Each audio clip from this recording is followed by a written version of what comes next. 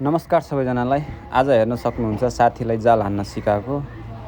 साथी झन्डै आफै माछा बनेर जालमा फसेन।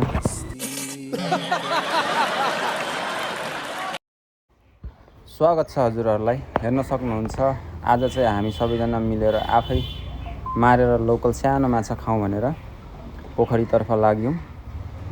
हेर्न सक्नुहुन्छ जाल फाल्दै गरेको। यो चाहिँ देशी पारा हो, जाल फेकाइ चाहिँ। हेर्न सक्नुहुन्छ जाल तान्दा महसुस भइरहेछ जालमा माछा परेको छ भनेर। हेर्न सक्नुहुन्छ कति सानो सानो लोकल माछा। यो माछा चाहिँ एकदमै स्वादिलो हुन्छ। यसमा हामीलाई सानो माछा मात्र चाहिएको थियो, तसर्थ ठुलो माछा जति चाहिँ सबै फालिदिउँ। हेर्न सक्नुहुन्छ मसिनो माछा।